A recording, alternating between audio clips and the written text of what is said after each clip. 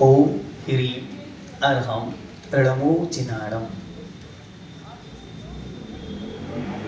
वो माटी अपनी माँ से कहती है कि माँ, आपकी बात मुझे समझ में आ गई,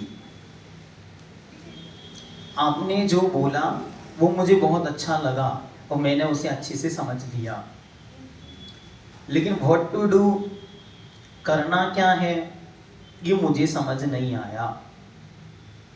तो माँ उसे रास्ता बताती है। कहानी याद है ना, भूल तो नहीं गए? कहाँ थे हम कि एक माँ और उसकी बच्ची, माटी और धरती माँ दोनों आपस में बातें कर रही थी। यहाँ पर बच्चे हैं हम, और माँ कौन है? माँ है जिनवाणी माँ। तो अब माँ, जब बच्ची पुनः पूछती है कि हे माँ, मुझे करना क्या, मुझे जाना कहाँ, ये मुझे समझ में नहीं आया। दुख की, पीड़ाओं की व्यथा और कथा इतनी निराली है कि अगर किसी को बिठाल दी जाए सुनाने तो भैया जी के प्रवचन फीके लगने लगे और उसकी दुख की कथा अच्छी लगने लगती। और हम लोगों को सुनाने में भी उतना ही आनंद है तो सुनने में भी आनंद है। इसीलिए वो व्यथा कथा इतनी का वर्षों से हम सुनते आए हैं।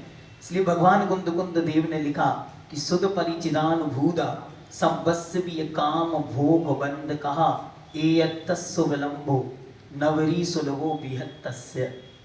मतलब काम, भोग, बंध, भोजन, पानी, स्त्री, पुरुष, घर गृहस्थी, इनकी कथाएं इतनी सुलभ हैं कि हर कोई कहीं भी बैठ के, खड़े होके, सोते जागते, गाते पीते, सब जगह ये कथाएं सुनाते हैं और लोग सुनते हैं आनंद के साथ। लेकिन एक कथा बड़ी दुर्लभ है, वो है एकत्व विभक्ति की कथा, मतलब अपनी आत्मा की कथा।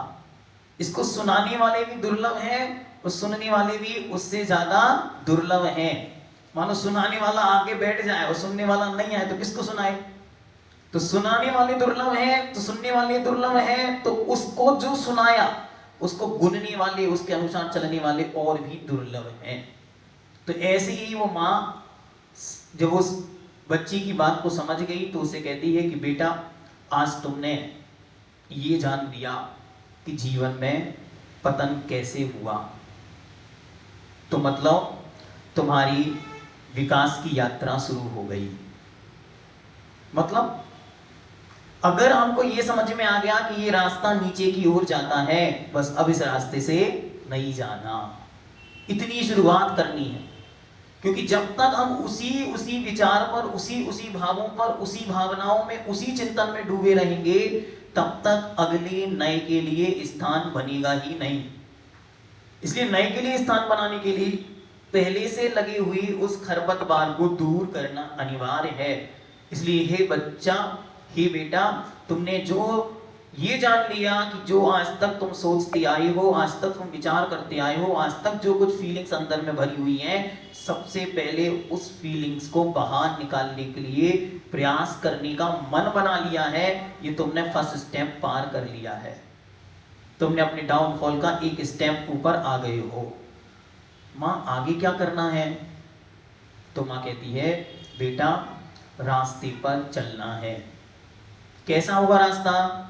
आस्था के साथ रास्ते पर चलना है, क्योंकि जब आस्था गहरी होगी तब रास्ता स्वयं शास्ता बन साथ देता है साथी का, और वह संगीत वन गुनगुनाता है जीवन में। मतलब यह हुआ कि जब आपको विश्वास हो जाएगा, किस पर? किसी भी रास्ते पर। जब आपको विश्वास हो जाएगा किसी गुरु पर, जब आपको विश्वास हो जाएगा किसी वस्तु पर, तो फिर क्या होगा? फिर आपको बाहर से किसी की आवश्यकता नहीं पड़ेगी, वो रास्ता स्वयं शास्ता बनकर साथ देता है साथी का। मतलब जब आप उस रास्ते पर चलेंगे तो अपने आप नए नए दरवाजे खुलते चले जाएंगे। मतलब जब आप नेगेटिव विचारों को खत्म करेंगे तो पॉजिटिविटी अपने आप डेवलप्ड हो जाएगी। तो जब आप नए नए पॉजिटिव थॉट्स, पॉजिटिव विचारों पर चिंतन करना शुरू करेंगे तो उसके लिए सैकड़ों नए दरवाजे खुलने चालू हो जाएंगे। लेकिन सुनो बेटा, क्या सुनो बेटा, मात्र विश्वास से काम नहीं चलता, चलना भी पड़ता है। मतलब भैया जी ने क्लास ले ली, बहुत अच्छी, हमने लिख भी लिया, बहुत अच्छा, और घर जाके वही गृहस्थी में पुनः अपने प्रवेश किया तो सब भुला दिया। नहीं, भी प्रैक्टिकल, रोज इस पर अभ्यास करना होगा। कब तक? तो उन्होंने अगली पंक्ति लिखी। ये पंक्तियां कहाँ की आपको पता? कहाँ की? हाँ, मूक माटी की। कल जब हमने वीडियो अपलोड किया तो बहुत सारे लोग बोले भैया जी ये मूक माटी वो इसमें कहाँ से आ गई? तो ऐसे ही होता, कहीं की कहानी किसी रूप में काम में आती। तो अब वो आगे वो माटी, धरती माँ उस माटी को उपदेश देती है कि सुनो, क्या कभी जमीन से, चूल से, मूल से चूल का स्पर्श होता? क्या कभी बिना पैरों का प्रयोग किए आपको पर्वत का स्पर्श होता? क्या कभी मूल में फूल खिले हैं? क्या कभी मूल में फूल खिले हैं? क्या कभी मूल में फल फले हैं? नहीं, ऐसा कभी नहीं हुआ। नीचे खड़े खड़े मधुबन से आपको पार्श्वनाथ की टोंक दिख सकती है, लेकिन पार्श्वनाथ के चरणों का स्पर्शन करने के लिए आपको अपने पैरों का प्रयोग करना पड़ेगा। ऐसे ही बाहर से दुनिया की बहुत सारी चीजें आपको दिखाई जा सकती हैं, मैनिफेस्ट होने पर ऐसे ऐसे रिजल्ट आएंगे, लेकिन वे आएंगे कब? जब आप अपने पैरों का प्रयोग करेंगे, मतलब उनके पास चलने की कोशिश करेंगे, मतलब उन विचारों तक पहुंचने के लिए बार बार अपने मन को सेटअप करेंगे, अपने दिमाग को उन विचारों में प्रवेश कराएंगे, तब जाकर आप वहां तक पहुंचेंगे। तो उसको करने के लिए क्या करना है? तो सबसे पहला गुण कहा माटी ने, माटी से धरती माँ ने, पहला गुण है समर्पण।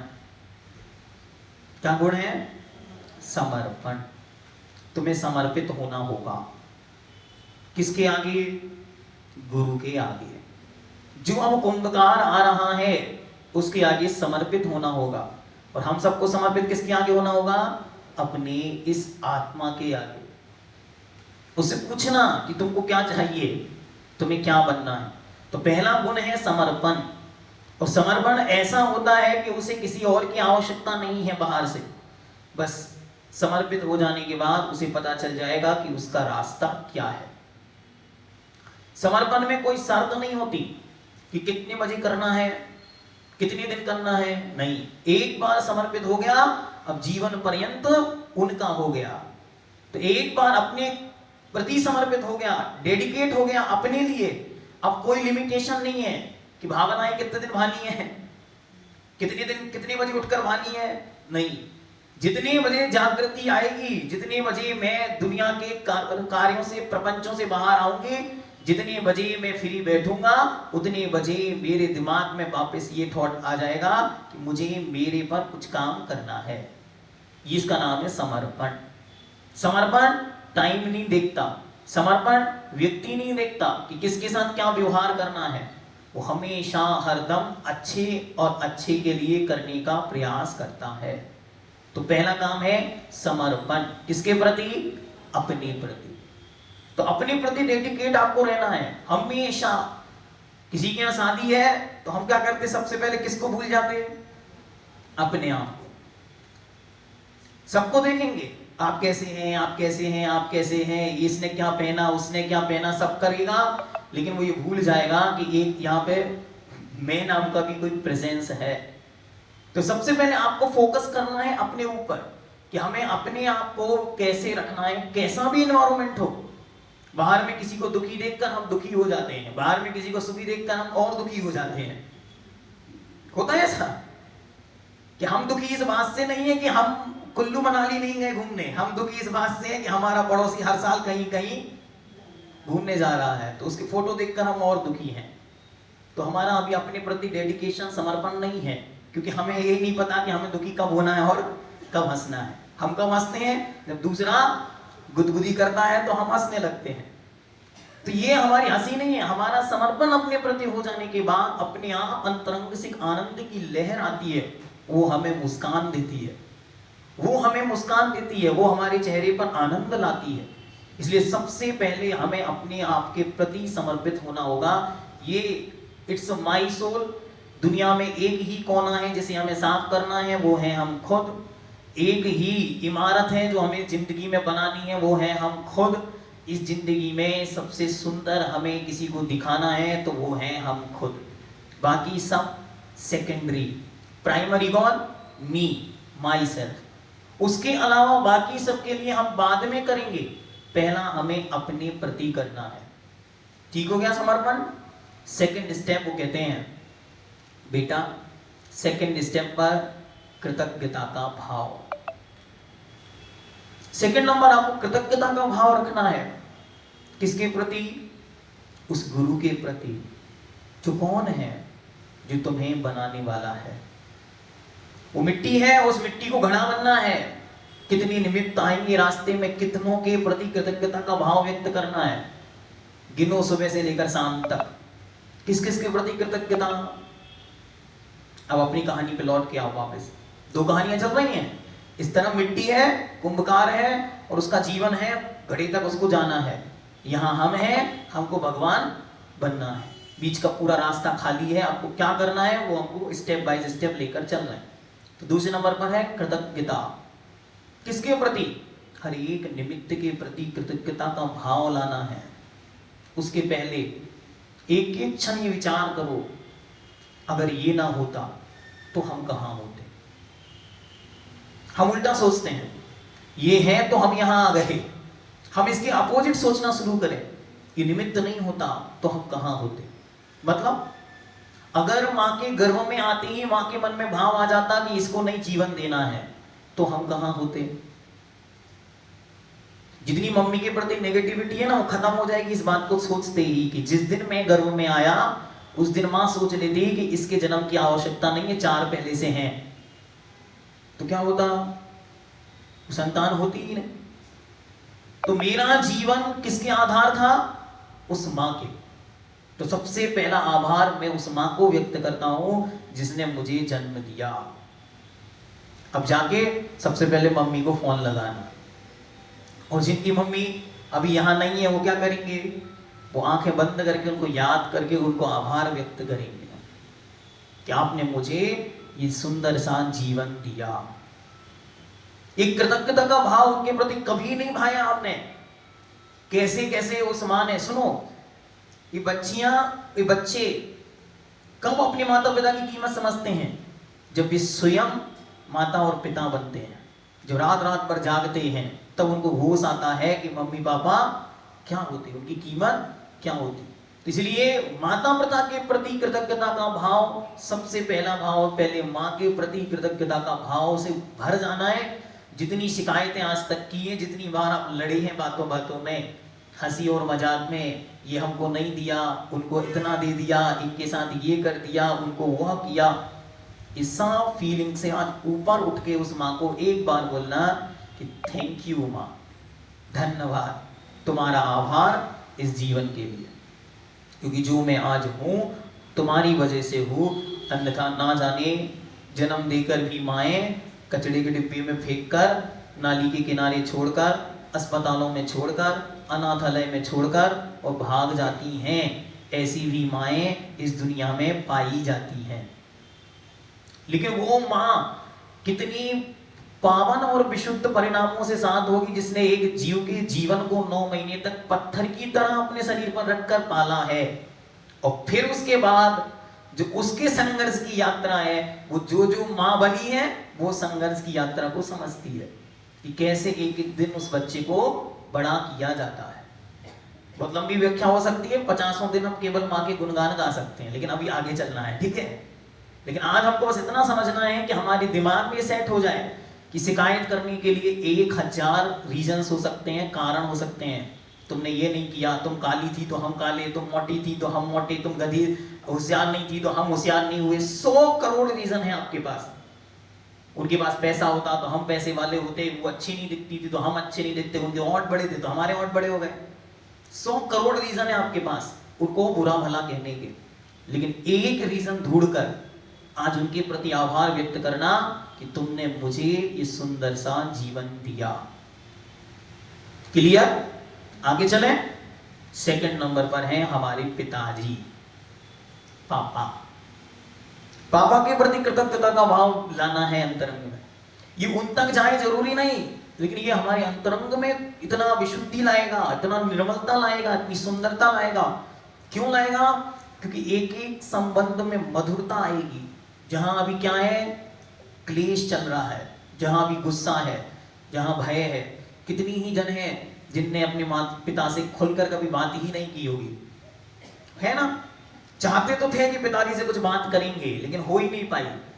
उनका स्वभाव ऐसा था, अथवा हमारा स्वभाव ऐसा था। लेकिन अब क्या करना है? अब जहां भी है उनके प्रति कृतज्ञता का भाव अपने हृदय में भरना है। क्यों भरना है? क्योंकि एक पिता सैकड़ों संघर्ष करके भी संतान को सबसे ज्यादा ऊंचाइयां देने का प्रयास करता है। जिन सुखों को उसने भी नहीं भोगा वो आपके लिए समर्पित करता है। सुनो, दुनिया में एकमात्र इंसान ऐसा है, पुरुष, मां को छोड़ने के बाद एकमात्र ऐसा पुरुष है दुनिया में, एक जीव ऐसा है जो हरदम ये चाहता है कि मेरी संतान मुझसे 1000 गुना आगे निकल जाए। 1000 गुना, 1-2 गुना नहीं, 1000 गुना। और कोई नहीं चाहता, चाहे आपके पड़ोसी हो, चाहे रिश्तेदार हो, चाहे मित्र हो, चाहे भाई हो, कोई नहीं सोच सकता कि मुझसे कभी आगे निकल जाए। और कितने आगे निकल जाए? हजारों, लाखों, करोड़ों गुना आगे भी निकल जाए। और हमेशा इस चीज के प्रति कृतज्ञता का भाव व्यक्त करना कि कितना प्यूरिफाइड सोल वो होता है जो 1, 2, 3 और हमारे समय में 4 तक को लेकर के जीवन में आगे बढ़ता है। अपने सारे संघर्षों की कथा वो कभी अपने मुख से आपके सामने नहीं गाता, कभी नहीं सुनाता कि हमने क्या किया, कैसे आपको बड़ा किया, कैसे आपको पाला पोसा। मम्मी तो फिर भी कभी कभी बातों में सुनाई देगी, डांट में कभी कान पकड़ के बता ही देगी कि बेटा तुमने इतना परेशान किया। लेकिन पिता कभी किसी को कुछ नहीं बताता, इसलिए वह एक हिमालय की तरह ऊंचाइयों को लिए हुए होता है और सागर सी गहराइयां अपने अंदर भरे हुए होता है। तो अब हाथ आंखें बंद करके उस पिता के चरणों में जाके, उनके सामने जाके उन्हें एक आभार व्यक्त करना, उन्हें धन्यवाद देना, उन्हें कृतज्ञता व्यक्त करना। अब उसी फेज पर, उसी लेवल पर वापस आ जाओ अपने घर में। घर में कौन? सासू है। क्या है? सासू है। कैसी है? पता नहीं, बहुत परेशान है हम तो। क्यों परेशान है? सैकड़ों कारण है परेशान होने के, सैकड़ों कारण है। उनका व्यवहार हमारे व्यवहार से मिलता नहीं, जनरेशन गैप इतना लंबा है कि हमें वो समझती नहीं, हम उनको समझा सकते नहीं। लेकिन एक रीजन बस पुट अप करना है उनके प्रति कृतज्ञता का भाव भरने के लिए। क्या है वो रीजन? वो रीजन है कि उन्होंने हमारे पतिदेव को जन्म दिया। और कोई रीजन नहीं रखना, बाकी सब रीजन भूल जाओ। इनको अगर वो नहीं देते तो हम यहां नहीं होते। तो इसलिए हम उनके प्रति कृतज्ञता का भाव रखते हैं, उनकी सेवा का भाव रखते हैं। और एक बार अपने ससुर के प्रति कृतज्ञता का भाव लाना है। जैसा वहां पिता है वैसे ही यह भी एक पिता है, इसने भी अपने संघर्षों के बल पर इस परिवार को बनाया होगा। हर जीव अपने अपने संघर्ष की कहानी से भरा होता है। कभी कभी मैं सोचता हूँ अगर हर बच्चा अपने माता पिता पर लिखे अथवा हर माता पिता अपने संघर्ष की कहानी लिखे तो दुनिया में किताबें रखने की जगह नहीं बचेगी, इतनी अलमारियां, इतनी किताबें भर जाएंगी। लेकिन हमको कुछ नहीं लिखना है, बस हमारा उनके प्रति जो व्यवहार है उस व्यवहार से व्यक्त होते रहना चाहिए कि हम उनके प्रति कितनी कृतज्ञता, आभार और धन्यवाद से भरे हुए हैं। मतलब जब वो कुछ बोले तो हमको कान को ऐसे कर लेना है, ऐसे नहीं, ऐसे। बस आप बोलो, हमें सुनना है। आज आप बोल नहीं पा रहे हैं तब भी हमें सुनाना है, सुनने की भाव है कि आप बोलिए, हमको कुछ सुनना है और हम उनको सुन सकें। बस वो जो चाह रहे हैं उसमें से एक कोई काम हम कर सकें, ये उनके प्रति कृतज्ञता है। कितनी भी मॉडर्न एज में हम जिए, वो अपनी एक जिंदगी होगी, लेकिन जिस दिन मम्मी बोल दे, जिस दिन सासू बोल दे कि आज तुमको मंदिर जाना है, साड़ी पहन कर जाना है, तो बस आज्ञानुवर्ती एक दिन के लिए, दोबारा नहीं बनना पर एक दिन के लिए तो बन के देखना तो आपको उनके प्रति कृतज्ञता का भाव आएगा और उनके अंतरंग में आपके प्रति एक अच्छा प्रेम भाव विकसित होगा। ये आपके प्रेम का एक तरीका है। किसी के पास प्रेम गले मिलकर, किसी से हाथ मिलकर, किसी को बोलकर, लेकिन माता पिता को बोलना नहीं पड़ता कि हम आपसे बहुत प्रेम करते हैं। न माता पिता बच्चों को बोलते हैं कि हम आपको बहुत प्रेम करते हैं। वो एक केयर जो बीच में आती है, एक रिस्पेक्ट का भाव जो विकसित होता है, वहीं से प्रेम विकसित हो जाता है। इसलिए प्रेम को डेवलप करने के लिए सबसे पहले आपको माता पिता और यहाँ पर सास ससुर दोनों को लेकर चलना है। इन पर हम बहुत लंबा प्रवचन उत्तम क्षमा मार्दव आज 4 दिन देंगे आपको, ठीक है। तब आपकी सासू माँ यहाँ पे बैठी रहेंगी और आप इस तरफ बैठ के खूब प्रवचन सुनना, ठीक है। लेकिन अभी अपन आगे चलते हैं क्योंकि बहुत लंबी यात्रा है और समय अपने पास लिमिटेड है। अब हमको कृतज्ञता का भाव रखना है उस हर एक चीज के प्रति, हर एक चीज जो इस जीवन में आई है। क्यों भैया जी, बहुत दुखी थी वो वस्तु, बहुत गलत थी वो, लेकिन ध्यान रखो हर एक वस्तु हमें यहां लेकर आई है। अगर दिन अच्छे ही अच्छे होते तो शायद हम और आप यहां नहीं होते, लेकिन बीच में कुछ रुकावटें आई हैं, इसलिए हम और आप मिले हैं। इसलिए जो जो कुछ हुआ है वो सब कुछ अच्छा था।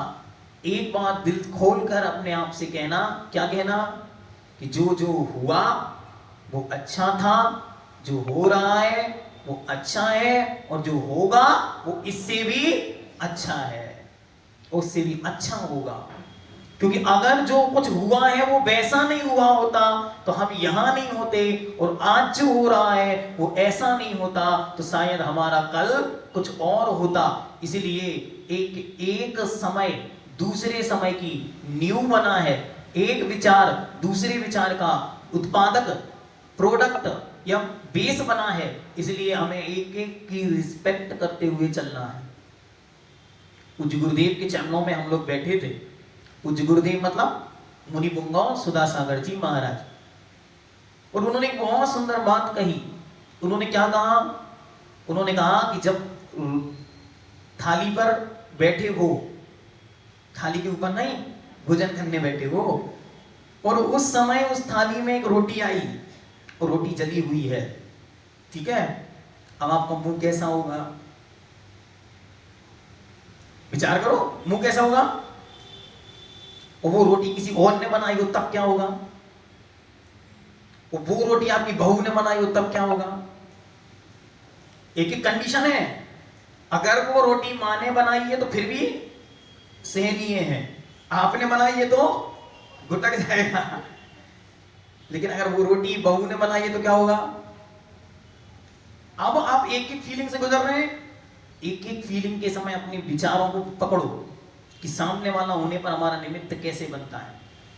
और आपके सामने वो रोटी आई है, उस रोटी को देख के एक बार मुस्कुरा के ये कहो, आज इसी समय कितने लोग हैं जो रोटी के लिए संघर्ष कर रहे हैं लेकिन रोटी नसीब नहीं हुई है। इसी समय है, एट द सेम पॉइंट, जब हमारी थाली में कड़वी रोटी, जली हुई रोटी पड़ी हुई है, उसी समय इसी संसार में ऐसे लोग हैं जो दूसरों के सामने कटोरा फैला रहे हैं, हाथ फैला रहे हैं, झोली फैला रहे हैं कि कुछ मिल जाए, दौड़ रहे हैं, मस्तक पर अपने वजन से ज्यादा वजन ढो रहे हैं, लेकिन उनके पास रोटी नसीब नहीं हो रही है। तो ऐसा विचार जैसे मन में आएगा ना, आपको वो रोटी अमृत के जैसी लगने लगेगी, और फिर उस अमृत को खाओगे तो आप अमर हो जाओगे।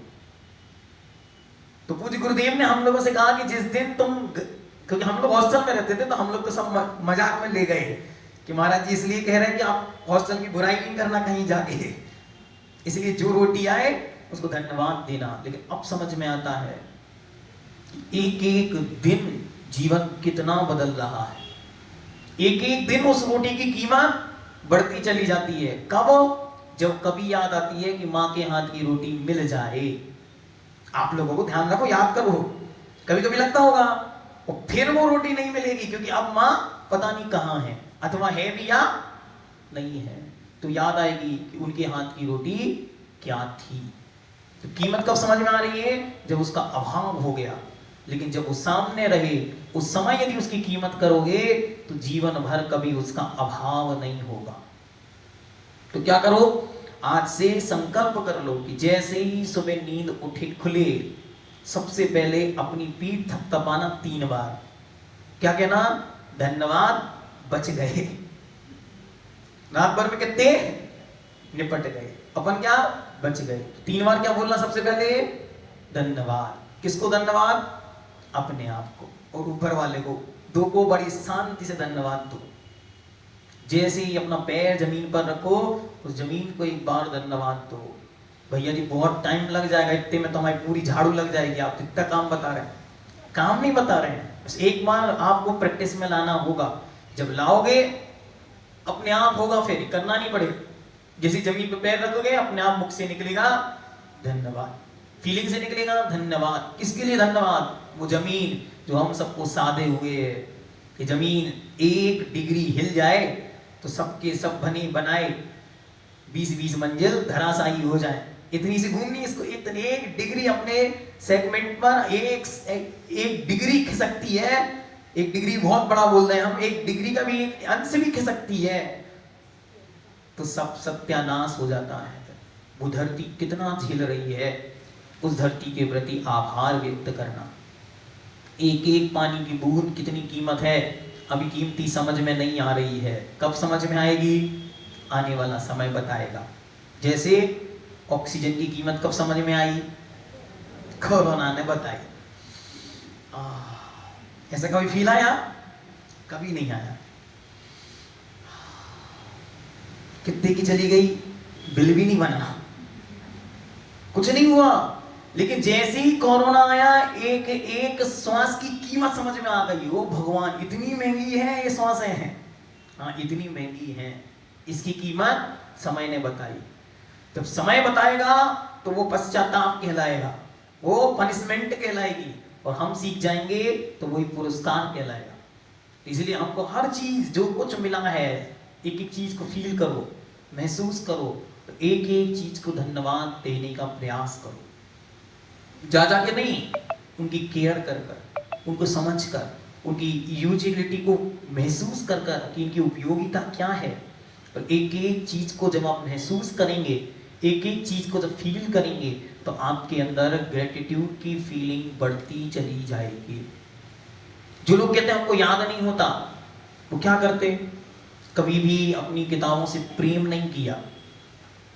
हम लोगों को गुरुदेव ने कहा, सुनो, अपनी टेबल पर जो जिनवाणी, जो किताब, जो बुक और डायरी रखी हुई है, उस पर ऐसे हाथ रखो और हाथ रखकर उससे कहो कि हे जिनवाणी, आज से तुम ही मेरी माता हो, तुम ही मेरे प्राण हो, तुम ही मेरे जीवन हो, तुम्हारा एक एक शब्द ही अब मुझे अपने जीवन में जीना है। तो वो जिनवाणी, एक एक शब्द आपके जीवन में ऐसे छप जाएगा, पता ही नहीं चलेगा कि कब आपको याद हो जाएगा। ऐसे ही रुपया और पैसा है, इस पैसे की कीमत करना कब सीखेंगे पता नहीं, लेकिन अगर कीमत करना सीख गए तो आपको जीवन में बहुत सारे लाभ और बहुत सारे बेनिफिट्स दिखाई देंगे। एक बार महसूस करो किसे, उस कंडीशन को जब पैसा नहीं है तो क्या होगा, कैसी कैसी कंडीशन से गुजरना होगा। इसीलिए उस पैसे के प्रति अच्छे भाव रखना है। धन बुरा हूं पर भला कहिए, लीन पर उपकार सो। ये पंक्ति पढ़ने के बाद हमारा दिमाग खुला, वरना उसके पहले तो हम भी बुरा ही सोचते थे, पैसा कैसा होता है, बुरा होता है। पर लीन पर उपकार सो, जब ये पैसा एक्सेस होता है तो पर कल्याण के कार्य को सामान्य कर देता है। जहां आदमी अपने संघर्ष में उलझा हुआ है, वो यहां बैठ के सुन नहीं सकता। वो तो अभी कहीं किसी के यहाँ नौकरी कर रहा होगा, अथवा कहीं किसी के यहाँ बर्तन साफ कर रहा होगा, कहीं किसी के यहाँ झाड़ू लगा रहा होगा, कहीं कोई किसी के यहाँ दुकान में काम कर रहा होगा, अथवा वो अपनी खुद की दुकान में काम कर रहा होगा। क्योंकि अभी फिनेंशियल स्टेटमेंट जो है वो क्लियर नहीं हुए, फ्रीडम नहीं आया। लेकिन जिसकी बुद्धि में ये आया, वो ही दुनिया में आगे की बात को सोच सकता है। इसलिए उस धन के प्रति धन्यवाद का भाव विकसित करो। निंदा नहीं करो पैसे की, ना पैसे वालों की। हाँ पता है 2 नंबर का है सबके पास, नहीं, 2 का हो चाहे 4 का हो, उनके पास है, ये उनका अपना पुण्य का क्षयोक्षम है, जिसको बोलते हैं लाभांतरय कर्म का क्षयोक्षम। तो कृतज्ञता का भाव विकसित करना, ठीक है, हमने आपको एग्जाम्पल्स दिए, हम ऐसे करोड़ों एग्जाम्पल आपको दे सकते हैं जिन पर आप धन्यवाद व्यक्त हो सकते हैं। लेकिन अब आपको क्या करना है वो आप लोग करना शुरू करो। लिखो होमवर्क, और ये एक्टिविटी है कब तक, 1 महीने तक रोज करनी है। लिखिए, प्रतिदिन कोई 5 बिंदु लिखने हैं जिनके प्रति हम आभार व्यक्त करते हैं। 5 बिंदु। भारत देश उठा के देख लो एक दिन, कि अगर जन्म सीरिया में हुआ होता, यूक्रेन में हुआ होता तो हमारी हालत क्या होती, पाकिस्तान में हुआ होता तो आप अभी बुर्खा पहन के कहीं बैठे होते कोनिया में बढ़िया से। भारत में हुआ इसलिए आनंद के साथ घूम रहे हैं, ठीक है। तो हर एक चीज के प्रति कृतज्ञता का भाव आपके अंदर विकसित हो सकता है, इसलिए एक एक को लिखते जाना है, ठीक है। कितने पॉइंट लिखने हैं, केवल 5। रोज जब समय मिले, सुबह रात दोपहर जब समय मिले, तो दिन भर में 5 बिंदु लिखने हैं जिनके प्रति हम कृतज्ञता का भाव व्यक्त करते हैं। बस 5, ज्यादा नहीं। डेली 5 लिखोगे 30 दिन तक, कितने हो गए, 150। और फिर उसके बाद प्रतिदिन उनको पढ़ना शुरू करो और फील करना शुरू करो। जैसे भारत के प्रति आया, तो अभी भारत के प्रति कोई भाव नहीं है, इतनी सब जन्मे हैं तो हम भी जन्म गए, यहाँ पर 150 करोड़ हैं तो हम भी उनमें हैं, उसमें कौन सी बड़ी बात है। लेकिन एक क्षण के लिए फील करो, इसी समय हम बांग्लादेश में जन्मे होते और वहां पर क्या होता, एकदम से भगदड़ मच गई होती, तो अभी हम सुरक्षित जन्मे हैं। अपनी उस सुरक्षा का आनंद मनाओ। और हम तो हमें जहां जाते वहां कहते कि जैन धर्म की महिलाएं दुनिया की सबसे धनशील पावरफुल महिलाओं में से एक हैं। क्यों, ये बढ़िया मस्त आनंद के साथ इस भारत की सड़कों पर जितनी चाहे उतनी बजे मंदिर के लिए निकल सकती हैं आज भी। ये मुगलों का राज होता, आज से 100 साल पहले जन्मे होते, अंग्रेजों का राज होता, 200 साल पहले जन्मे होते तो मुगलों का राज होता, तो क्या करते, निकल पाते सड़कों पर, ऐसे बैठ के प्रोग्राम कर पाते। तो जो मिला है उसके प्रति इतना कृतज्ञता का भाव आ जाएगा कि आपको आनंद से झूमने लगोगे। इतना मिला हमको तो पता ही नहीं था इसकी कीमत। जब सड़क से निकलो ना सुबह सुबह और किसी को झाड़ू लगाते देखो उस सड़कों पर, वो भी आपकी तरह ही महिला जाति से है, उसको देखो, अपने आप की पीठ 3 बार थपथपाओ कि तुम्हारा जन्म जैन कुल में हुआ, जैन कुल के प्रति तुम्हारा गौरव बढ़ जाएगा, इस जन्म के प्रति अपना भाव बढ़ जाएगा, उस जन्म के प्रति अपनी कृतज्ञता बढ़ जाएगी कि हम कितनी अच्छी जगह जन्मे हैं। ठीक है, समझ में आ गया। अब एक एक परिस्थिति के प्रति समझो, परिस्थितियों में क्या होता, ये होता तो हम यहां होते, वो हो गया होता तो हम वहां पहुंच गए होते। हम हमेशा अतीत में जीते हैं, एक और उस अतीत को डिलीट करके बस वर्तमान में जी कर देखो, एट प्रेजेंट जहां हम हैं वहां हम परिपूर्ण हैं। एक क्षण के लिए उसको जी कर देखो। कितना सुंदर उदाहरण दिया हम लोगों ने। पूज्य आदरणीय पंडित जी साहब को पूछा, पंडित जी साहब मतलब समझते, आदरणीय बेनार्ड जी साहब को पूछा, उन्होंने एक प्रश्न पूछा क्लास के चलते हुए, बोले किसी का पति नहीं है अथवा देहांत कर गया तो वो पुण्यशाली है कि पापशाली। प्रश्न उन्होंने पूछा कि किसी का पति देह कर गया है अथवा नहीं है तो वो स्त्री पुण्यशालिनी है या पापशालिनी है। प्रश्न था उनका। सब लोग अपने अपने सोच विचार में पड़ गए, जैसे आप लोग पड़ गए सोच विचार में कि क्या बोल रहे हैं। बताओ काला जी, बोलो क्यों, बोलो बोलो जल्दी। हाँ, और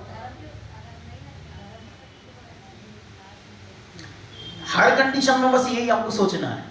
काला जी बोल नहीं पा रही है लेकिन वो समझ रही है, बहुत विद्वान है, इसलिए आपको बार बार इस चीज को समझना है कि उस कंडीशन में हमने अपने को क्या डेवलप किया है, हमारे अंदर क्या चल रहा है, बस वही हमारी फीलिंग्स, वही हमारे विचार उस कंडीशन में हमको लेके जा रहे हैं बस, और कुछ भी नहीं है। वही स्त्री रात दिन बैठकर रोए कि ये क्या हो गया, अब क्या होगा, कौन संभालेगा, कैसे होगा, तो वही पाप कर्म के उदय में पापनी होकर दुखी होकर रो रही है, अथवा किसी और अन्य स्थितियों में पहुंच जाएगी, बीमारियों को आमंत्रित कर लेगी, आंखों से आंसू बहाएगी तो आंखें कमजोर हो जाएंगी, भूखी रहेगी तो पेट शरीर कमजोर हो जाएगा, दुनिया भर की बीमारियां आमंत्रित कर लेगी। और वही स्त्री क्या करेगी, वही स्त्री बड़ी अच्छी तरह 2 प्रतिमाओं के व्रत लेकर आनंद पूर्वक स्वाध्याय पूजन सामायिक में अपना समय व्यतीत करेगी, घर की चिंताओं से अपने को मुक्त मानेगी और ये सोचेगी जो संयोग था वो नियम से वियोग पूर्ण था, जो हुआ उसे मैं स्वीकार करती हूँ। मतलब जहां आप हो उस प्रेजेंट को, उस आज को बस स्वीकार करना शुरू कर दो। जिनके पास 4 बच्चियां हैं, लड़कियां भी बहुत आनंद मनाओ, चारों की शादी हो जाएगी, हम फ्री हो जाएंगे, फिर अड़िया धर्म ध्यान करेंगे। क्यों?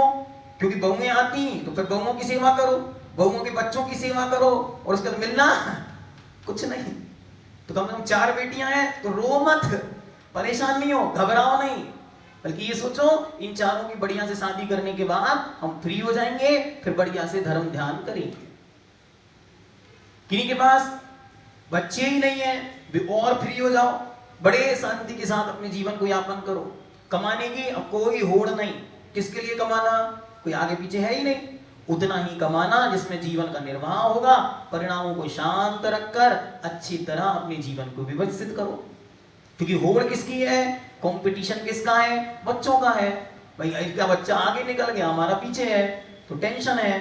अपने बच्चे को आगे निकालने के लिए बहुत परेशानियां हैं, वो टेंशन खत्म हो जाएगी। अब जिनके पास हैं वो भी अच्छे नहीं है तो अब क्या करें, अच्छे नहीं, बात नहीं मानते, बस विचार करें। विचार क्या विचार करें, वहां विचार रखे। क्या विचार, कि मैंने पूर्व में ऐसा एक कर्म बोया था, इस जन्म में काट रहा हूं, आराम से शांति से कट जाएगा, अगला जन्म अच्छा होगा। उस समय क्या होगा, आपको उसका प्रतिकार करने का भाव नहीं आएगा, तो आपका मन अच्छा बन जाएगा। ये कंडीशन के प्रति कृतज्ञता है।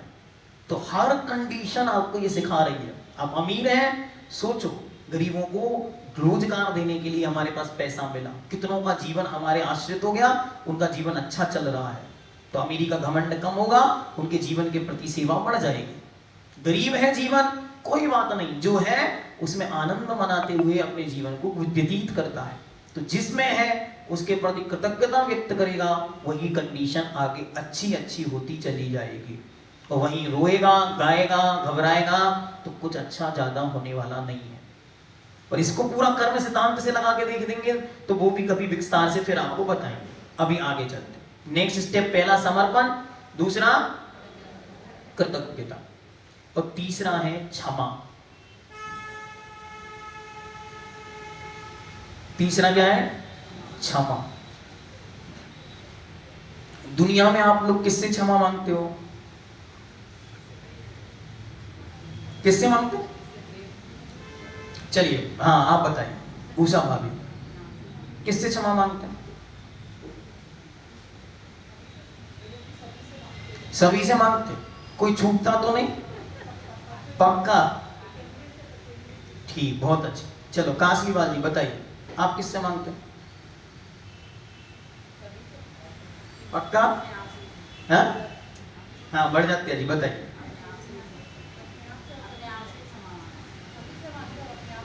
अपने आप से मांगते, बस यही तो हमें पूछना था, कम मांगते अपने आप से? पक्का? अरे तो मांगते किससे हो, यही तो पूछ रहे हैं ना। गलती अपने से भी होती तो क्षमा किससे मांगते हो? अरे सब होशियार होता, सबको पहले से सब पता है। बस यही हमको सीखना है। क्या हम गलती होने पर दूसरों से क्षमा मांगते हैं, दूसरों को माफ करने का ढोंग करते हैं, लेकिन अपने आप से कभी भी माफी नहीं मांगते।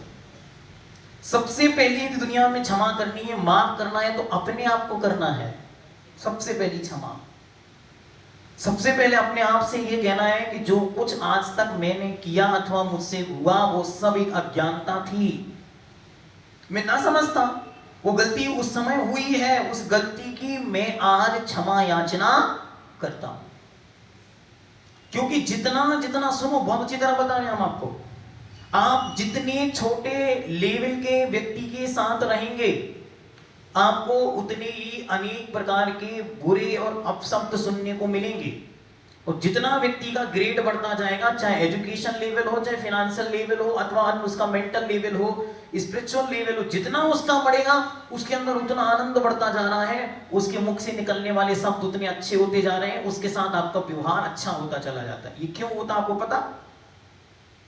क्योंकि जो जितना जितना जिसका नॉलेज होता है, जितना जितना जिसका कॉन्शियस जागृत होता है, जितना जितना जिसको पता होता है, उतना ही अच्छा वो होता चला जाता है।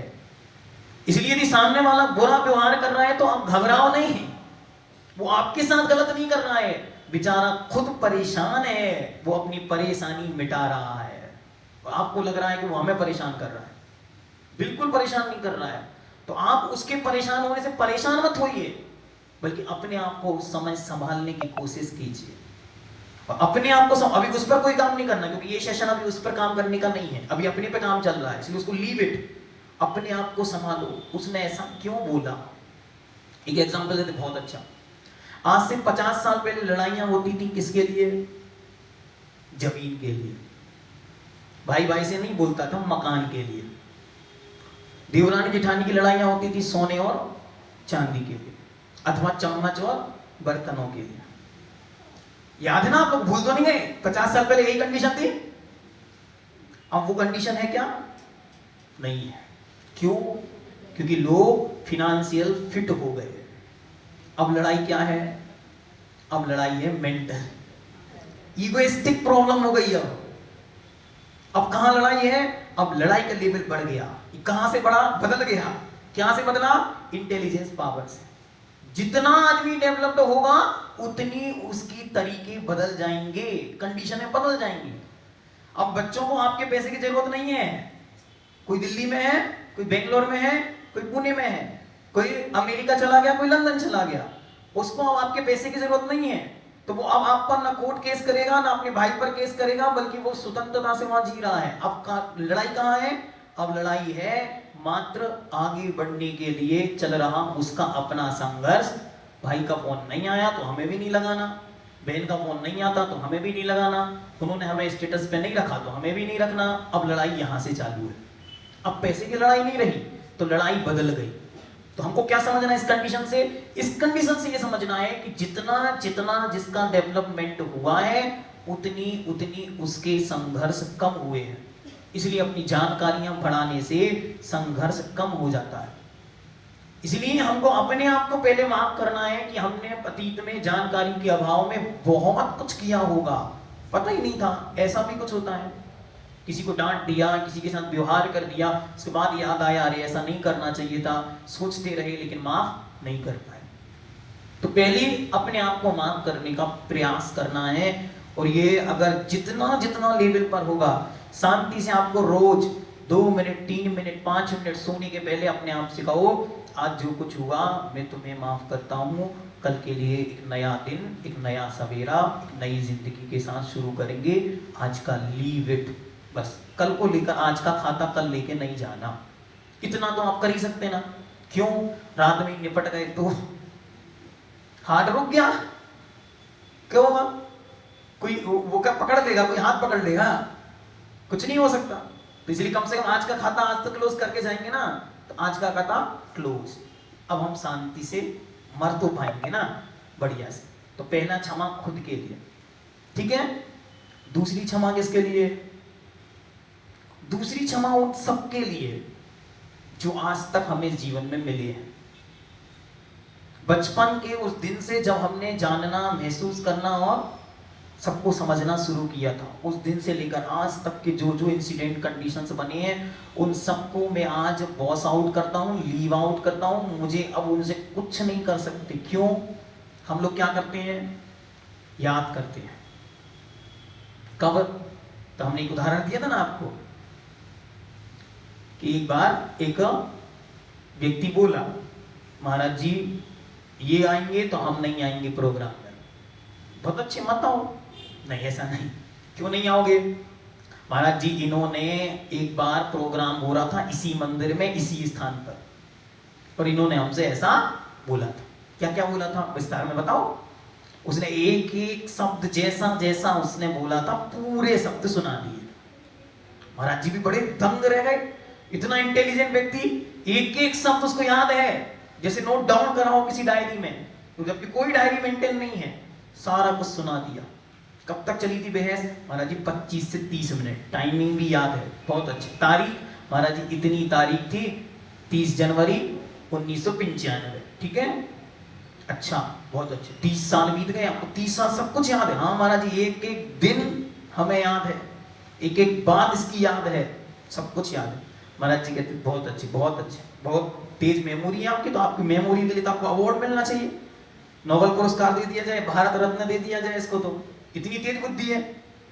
अच्छा एक काम करो, घर जाओ तो 30 जनवरी 1995 का कैलेंडर ले आओ। गया घर, खोजा, घर में तो कहीं नहीं, चलो दुकान पे जाओ, दुकानों पर गया, वहां ढूंढा, वहां भी नहीं। हाँ इंटरनेट पे मिल जाए बात अलग है, ऑनलाइन शॉपिंग में कहीं पड़ा हो तो नहीं मिला, लौट के आया, महाराज कैलेंडर नहीं मिला। महाराज कहते भाई जब कैलेंडर खो गया तो तुम्हारे दिमाग में कचरा क्यों भर के घूम रहे हो?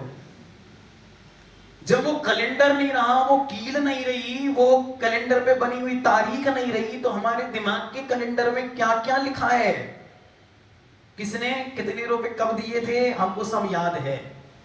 हमको कब किसने क्या लिखा था हमको याद है, कब किसने हमसे क्या बोला था हमको याद है, और हमको सूद समेत लौटाना है।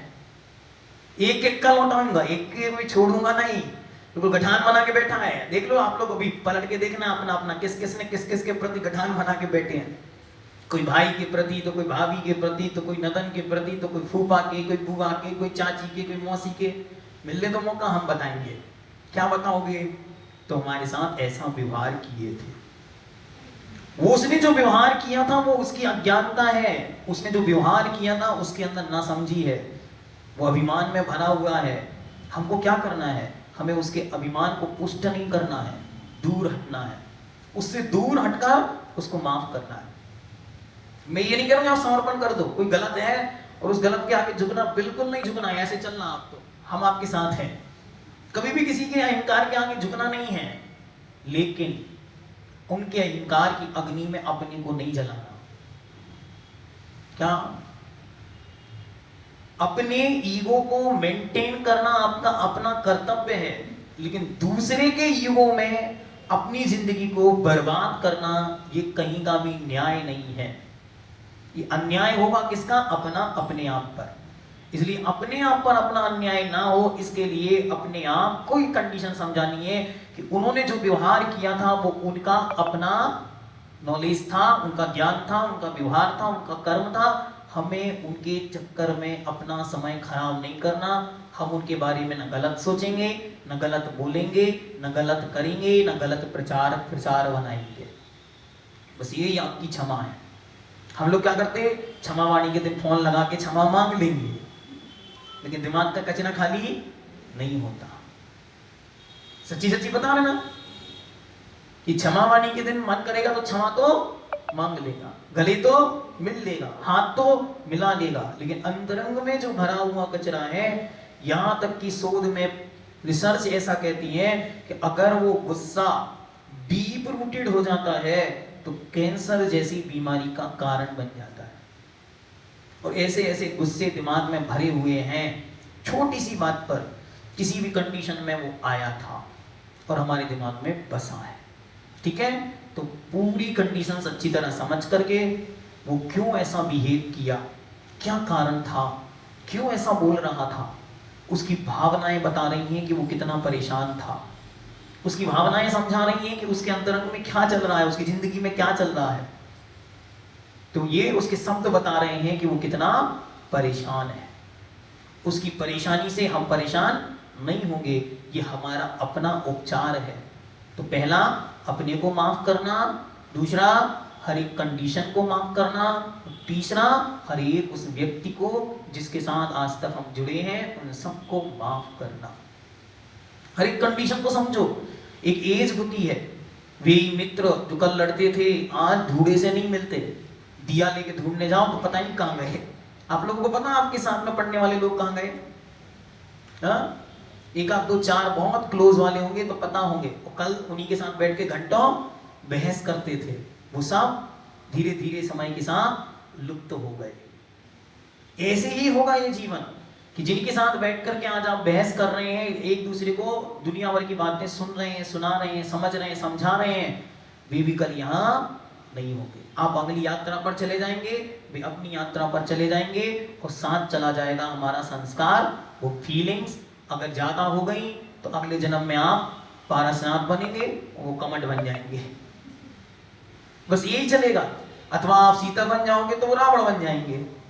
यही कंडीशन चलेगी। और कब तक चलेगी ये? जब तक खत्म नहीं करोगे आप तब तक चलेगी। इसलिए एक बार तो खत्म करनी ही पड़ेगी। एक बार तो आपको पारसनाथ बनना ही पड़ेगा। हाथ पे हाथ धर के बैठ के उसको क्षमा करनी ही पड़ेगी। नहीं करोगे तो वो सर्किल चलता ही चला जाएगा। इसलिए अच्छी तरह निर्णय करना है। तो पहला क्या था? समर्पण। दूसरा क्या था? कृतज्ञता। तीसरी क्या थी?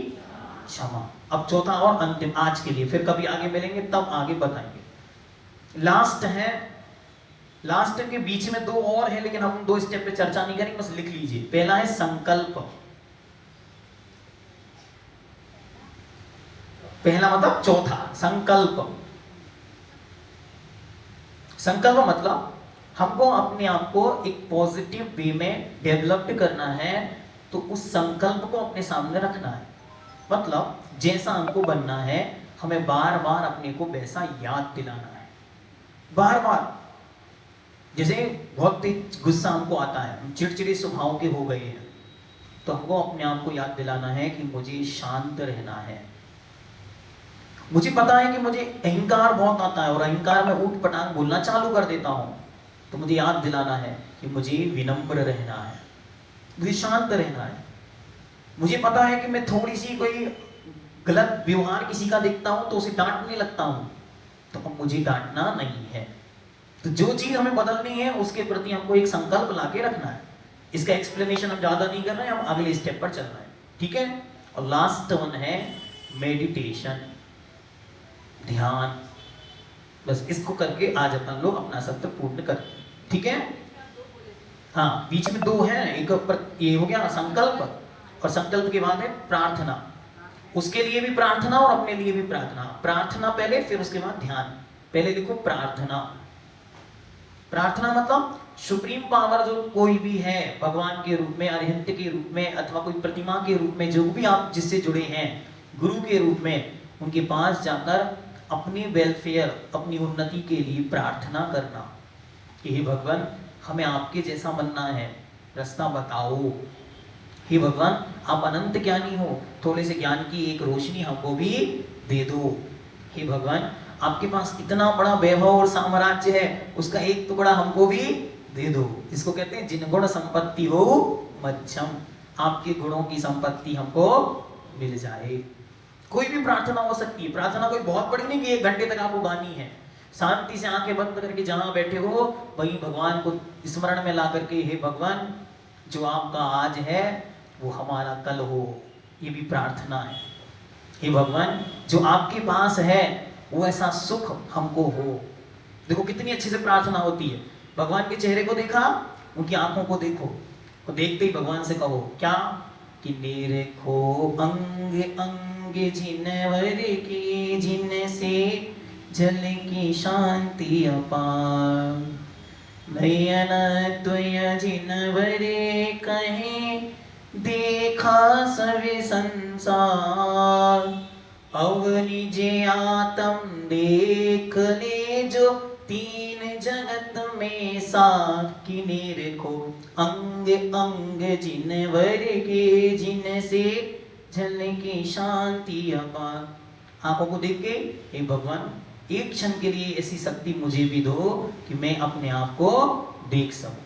हाथों पे हाथ रखे उन भगवान को देखकर कहो, हे भगवान, इतना सब मैंने संसार में किया, एक क्षण के लिए ऐसा क्षण आए जब मुझे कुछ भी करने का भाव ही ना आए, बस हाथ पे हाथ रख के बैठने का भाव आ जाए। पैरों पर फोकस करो, भगवान को देखो कैसे शांति से बैठे हैं, और हम और आप भागम भाग में लगे हुए हैं। हे भगवान, एक दिन के लिए हम ऐसे शांत बैठ पाए। तो कुछ भी हम प्रार्थना में कर सकते हैं। लास्ट वन है ध्यान, उस पर थोड़ा सा फोकस करते। टाइम क्या हुआ? 5 हुए ना, ठीक है, 5 मिनट में और कर लेते हैं। अब ध्यान में क्या करना है, ध्यान में आपको बहुत कुछ नहीं करना, बस एक सहजता और शांति के लिए अपने आप को तैयार करना। मतलब सोने के पहले अथवा उठने के बाद अथवा दिन में जब आपको समय मिले, जहां समय मिले, उस समय अपने आप को शांत करने का प्रयास करना। कुछ नहीं करना उतनी देर, न कोई माला गिनना, न कोई ध्यान करना, न कोई स्तोत्र, न स्तुति, न कोई पाठ, बस शांति से अपने हाथ पे हाथ रख के और उसे महसूस करना जो आपके अंदर बसती है, जो आपके अंतरंग का साम्राज्य है, उसका नाम आत्मा है।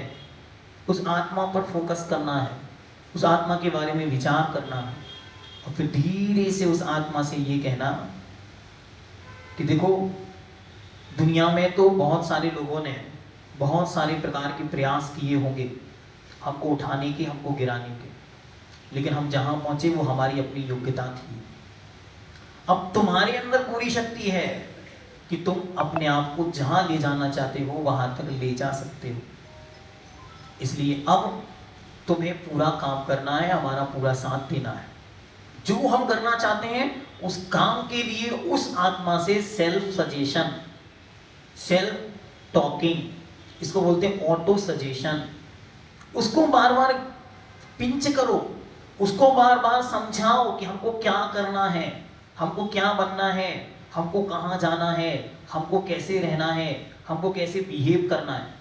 घर की किसी भी कंडीशन को सामने रख के उस कंडीशन में अब हमको कैसे सरवाइव करना है, इसके लिए अपने को ऑटो सजेस्ट करना, ये यहाँ पर ध्यान चौथी प्रक्रिया है। उसके लिए सबसे अच्छा जो मैं अपने लिए करता हूँ वो आपको बताता हूँ। पूज्य गुरुदेव प्रमाण सागर जी के मुख से सुना था, लेकिन हमने फिर उसके बाद अपनी खुद की डेवलप कर लिए, जो हमको चाहिए थे। आप लोग अपने अपने बना सकते हैं। क्या कह रहे हैं, जिसको जो चीज जरूरत है, जैसी आवश्यकता है, जैसी उसकी कंडीशन है, वो अपना अपना कर सकता है। तो जो हम करते हैं वो 2 मिनट में हम आपको बताते हैं, आप लोग उसको सुनेंगे और समझने का प्रयास करेंगे, ठीक है। तो हम तो क्यों यूं हाथ पे हाथ रखा, और हाथ पे हाथ रखने के बाद बहुत शांति के साथ अपने आप को महसूस किया 1 मिनट तक, बाहर के सब विकल्पों से मौन, ना किसी से कुछ बोलना, ना कुछ देखना, ना कुछ करना, ना इस समय कुछ भी सोचना, खाली करना है अपने आप को। और खाली करने के बाद महसूस करना है कि ऊपर अनंतानंत सिद्ध आत्माएं विराजमान है और उनकी अनंत ऊर्जा वहां से बरस रही है, और वो अनंत ऊर्जा एक गोल्डन पॉइंट के रूप में, गोल्डन बीम के रूप में, गोल्डन लाइट के रूप में मेरे मस्तक के ऊपर गिर रही है। अब आप अपने आप से कहेंगे अथवा प्रभु से कहेंगे कि ब्रह्मांड की संपूर्ण सकारात्मक ऊर्जा, पॉजिटिव एनर्जी मुझ में प्रवेश कर रही है, और फील करेंगे उसको, बस महसूस करेंगे कि वो एनर्जी सच्ची में हमारे पास आ रही है। इस समय जो हम श्वास ले रहे हैं उससे पॉजिटिविटी अंदर आ रही है, वो एनर्जी प्रवेश कर रही है। एक एक श्वास में जो अंदर जा रही है वो सब पॉजिटिविटी है। खून जो ब्लड का सर्कुलेशन हो रहा है वो सब पॉजिटिव हो रहा है, सब कुछ पॉजिटिव पॉजिटिव है। वो गोल्डन बीम पूरे शरीर को हील कर रही है, एक एक अंग उपांग में, एक एक बीन्स में, एक एक सेल में वो पॉजिटिविटी से भर रही है, कोई नेगेटिविटी रही नहीं है। बस 2 मिनट इतना किया। इसके बाद आगे नेक्स्ट स्टेप, तिथ्यरा मे पश्यन्तु, तिथ्यरा मे पश्यन्तु, तिथ्यरा मे पश्यन्तु। हुए हो रहे होंगे वे सब तीर्थंकर भगवंत मुझ पर प्रसन्न हो गए। हुए हो रहे होंगे वे सब तीर्थंकर भगवंत मुझ पर प्रसन्न हो गए। हुए हो रहे होंगे वे सब तीर्थंकर भगवंत मुझ पर प्रसन्न हो गए। जैसे आपने अपनी भगवत्ता का सर्वश्रेष्ठ उत्कृष्ट अपने जीवन में प्राप्त किया है भगवान, वो दिन मेरे जीवन में भी आए। और फिर शांति से उन अनंत अरिहंतों के अनंत सम्मोषणों को देखते हुए शांति के साथ कहेंगे प्रार्थना के रूप में उनसे, मैं शांत हूँ। 9 बार इसको बोलना है, ठीक है, क्योंकि अभी अपन अभ्यास नहीं कर रहे हैं, अभी मात्र अपन समझ रहे हैं कि कैसे करना है। आप अपनी अपनी विधि डेवलप कर सकते हैं, जो भी आपको करना है, जो हम करते हैं वो हम आपको बता रहे हैं, और it's take only 5 minute, 5 minute में ये हो जाता है, ठीक है। मैं शांत हूँ, और उस शांति को महसूस करते हुए क्रोध को खत्म करना है। तो तुरंत उसके बाद अपने आप को जो गुंजयमान होगा शांत हो, उसी समय अपने आप को याद दिलाना है कि गुस्से को कम करना है, गुस्से को खत्म करना है। गुस्सा ही है जो हमारी आत्मा को जला रहा है, कब से? अनादिकाल से। इसलिए उस गुस्से को खत्म करने के लिए शांति को हम प्रेस कर रहे हैं, भर रहे हैं अपने अंदर। खाली डिब्बे में जैसे कोई भी चीज भरी जाए तो जो उसके अंदर पहले से वो बाहर निकल जाती है, ऐसे इस आत्मा में मैं शांत हूं कि डिब को प्रेस कर रहे हैं जिससे कि वो गुस्सा बाहर निकल रहा है। दूसरे नंबर पर मैं विनम्र हूं, और उस विनम्रता को महसूस करते हुए अपने मान कषाय को बाहर निकालना। अपने गर्दन की अकड़न कम हो जाएगी इससे, क्योंकि मानी व्यक्ति क्या करता है? सिर उठाकर चलता है, तो गर्दन में अकड़न हो जाती है, जकड़न हो जाती है। कमर की जकड़न दूर हो रही है, घुटनों की जकड़न दूर हो रही है, पीठ की जकड़न दूर हो रही है। क्योंकि जो घमंडी होता है वो कभी भी किसी के आगे झुकता नहीं, तो पीठ कैसी हो जाती है? उसकी अकड़ जाती है, पीठ के रोग होने लगते हैं। तो धीरे धीरे वो खत्म हो रही है। कैसे? विनम्रता से। मैं विनम्र हूँ, मैं विनम्र हूँ, 9 बार बोलेगा। फिर उसके बाद मैं सहज हूँ, और उस सहजता को महसूस करना। मैं सहज हूँ। सहज क्या क्या होता है? सहज मतलब मेरे मन, मेरे वचन और मेरे काय में, तीनों में एक रूपता है। मुझे कुछ छिपाने की जरूरत नहीं है।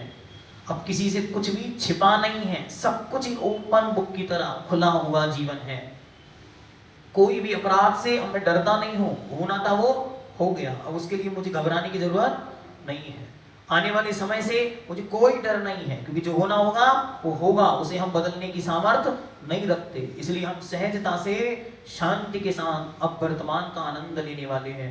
इसलिए मायाचारी रहितो हम, अपोजिट है उसके सामने। तो जब हम सहजता को प्रेस करेंगे तो हमारी मायाचारी छल कपट दिखाने का भाव खत्म होगा। हम लोग बार बार बार बार बार बार प्रदर्शन करने चाहते हैं, सजना चाह रहे हैं, संवरना चाह रहे हैं, किसको? दिखाने के लिए। वो यह धीरे धीरे खत्म होगा।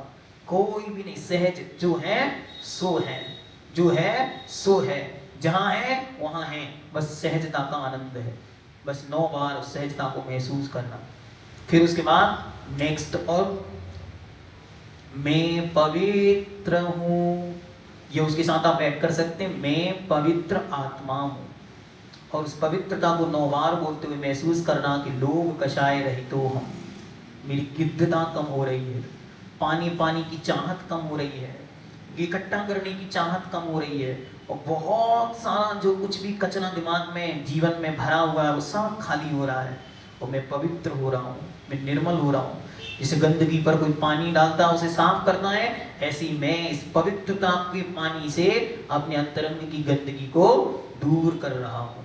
9 बार इसको बोलने के बाद फिर एक मंत्र को 9 बार बोलना है। क्या बोलना है? मेरा मन, मन को महसूस करो। मेरा वचन, मेरा काय, आप बोल सकते हैं मेरा शरीर, और मेरा जीवन पवित्र है। धन्यवाद जिंदगी। क्या बोलना? मेरा मन, मेरा वचन, मेरा काय, मेरा जीवन पवित्र है। धन्यवाद जिंदगी। एक एक कंडीशन जो आज तक घटित हुई है आप पवित्र बनाने वाली, वो धीरे धीरे कम हो रही है, पवित्रता बढ़ रही है। It's take only 5 minute. Last में हाथ जोड़ के प्रभु से, क्योंकि वे अनंत अनंत अरिहंतों के सम्मोषण सामने है, और ऊपर अनंत अनंत सिद्धों की ऊर्जा जो हमारे मस्तक से अंदर प्रवेश कर रही थी।